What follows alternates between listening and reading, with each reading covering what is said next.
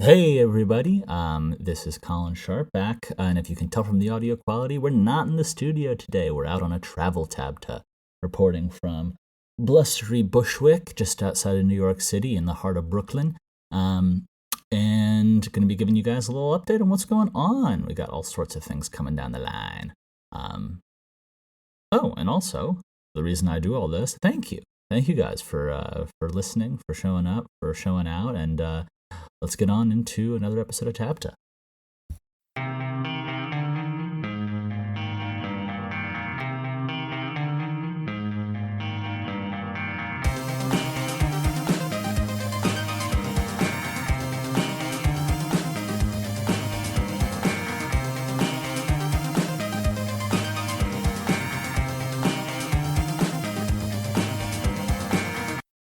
Hello, everybody. Welcome to another episode of TABTA, the adventure behind the adventure, where we watch one guy go from total obscurity to maybe 7 seasons in a movie. I don't know, you don't know. That's why we're here on this adventure behind the adventure. And speaking of the main reason that we all listen to this show, let's talk about season 2 for a second. I realized that because I got my schedules all a little wiggled up and wonky, and I forgot to just shout out the fact that we've got episodes coming out weekly, and I want to make sure that I give you guys, that I kind of bring it all back in for that, because you guys are listening to hear this is a supplementary show, and obviously it's nice talking about the production of the series, but I think it's also fun to talk about what goes into them. I've got to check which episode just most recently came out. I think it's one of the Meridia ones. Here, I'm popping up. But I just wanted to check back in and give you guys an update and talk about this now that we're all kind of having a blast and taking some time to get through these. What just came out last week? Okay, so Like the Wind. Oh, cool. So we haven't gotten to some of our new characters yet, which is fun. I forgot how far ahead I am in terms of where production is focused right now compared to where what has come out, which is actually a reason that I started doing it this way.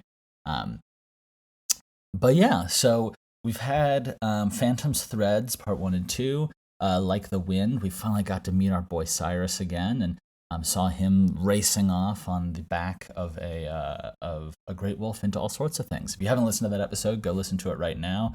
My little reviews here won't be they're not going to be spoiler based, so if you haven't listened, don't worry. Spoiler, there are great wolves. But yeah, so seeing these start to come out is just so exciting, and seeing you guys starting to get into this story into the meat of it is really epic.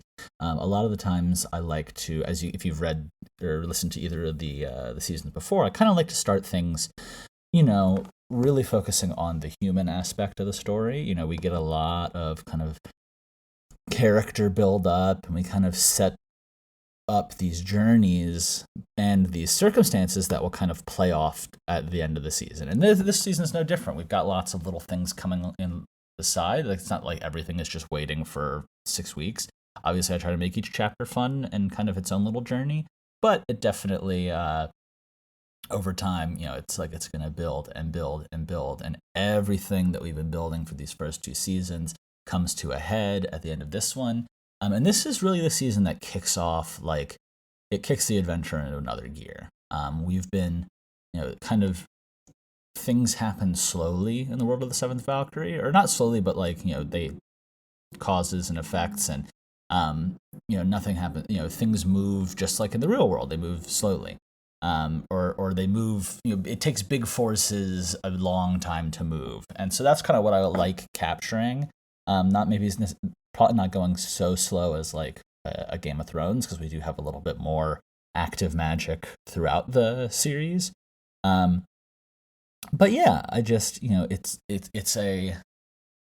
all building and building. And what I love doing is just the fact is making it enjoyable to kind of ride along with these characters, because on one hand we are unraveling this epic mystery, and it's going to keep picking up and picking up and picking up, and we've got a lot of ground to cover, both physically and metaphorically and literally everything in the series. But it really, one of the things that I always loved about fantasy as a kid was getting to really inhabit these worlds, getting to see how things go, how characters react, how people think, getting to feel like you could see there and be there, and that's what a lot of so an element of this story is, hey, what is this epic mystery? What is this epic tale? How is this all going to play out? Like, it keeps escalating, keeps escalating, keeps escalating. But at the same time, what's most important to me, and this is what I have a blast doing in the early times, and like as we are working in these little seeds that will come back in kind of the more action-heavy elements, is getting to just really joyously inhabit this world with you guys. So right now, I hope that you guys are getting excited, are starting to put together the clues, are trying to put together the pieces. More and more that'll kind of start to come together, and we'll start to, by the time we get to the end of season 2, we really have a much better idea of kind of what the forces are that we're going to be dealing with. But yeah, that's why you guys got to keep listening. Anyway, in terms of production, we've got another couple chapters coming for Heroes of Edera. You guys are still way ahead by an order of like, you guys right now are like 7 weeks ahead, and you will continue to be, you might be on an order of like 10 to 17 weeks ahead. My goal is for you guys to keep flying so that everybody else has a reason to want to catch up. But yeah, so that's kind of where we're at. Reporting from the road. Today is going to be, this is one of those little travel trips that is makes life worth living and brings the inspiration of a vibrant and diverse world of Seventh Valkyrie. And I hope you guys have a great week.